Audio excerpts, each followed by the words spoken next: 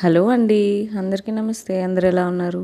ఇది యాక్చువల్గా తిరుపతిలో గంగమ్మ జాతర, తాతయ్య గుంట గంగమ్మ తల్లి అనేసి తిరుపతిలో ఉంటుంది. ఇదే ఫస్ట్ నా విజిట్ అనమాట. చాలా చాలా బాగుంది.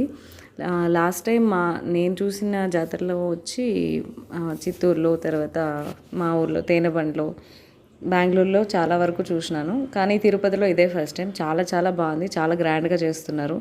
మేము వెళ్ళిన రోజు కొంచెం రష్ తక్కువగానే ఉంది. ఇంకా ఎక్కువగా ఉంటుందంట. అసలు చాలా రద్దీగా ఉంటుంది. పిల్లల్ని తీసుకెళ్లే వాళ్ళు కొంచెం జాగ్రత్తగా చూసుకొని వెళ్ళాలి.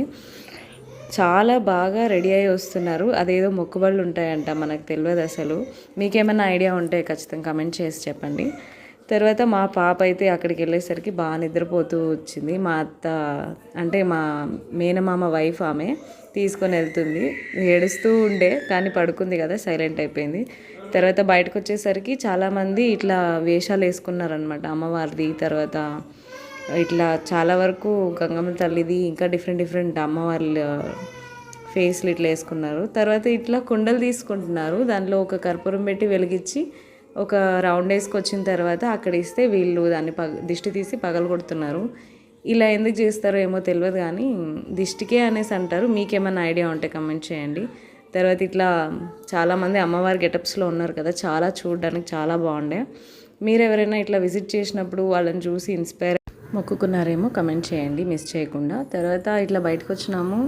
ఇట్లా చిన్నప్పుడు వేసుకుంటూ ఉండే కదా, అది చేసుకుంటాము అనేసి అంటాము, మెహందీలాగా.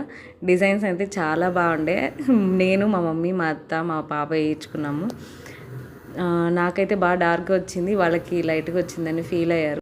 మా ఆయన వీడియో తీయమంటే నన్ను దగ్గరగా వచ్చి జూమ్ చేసి తీస్తున్నాడు. నాకు బాగా నవ్వు వచ్చింది. మా పాప అయితే అట్లే ఏదో చేస్తున్నారు, చేతికి ప్రింట్ వేస్తున్నారు అనేసి చూస్తూ ఉంది. అసలు అట్లే స్టక్ అయిపోయింది అనమాట. మీలో ఎంతమంది తిరుపతి జాతర విజిట్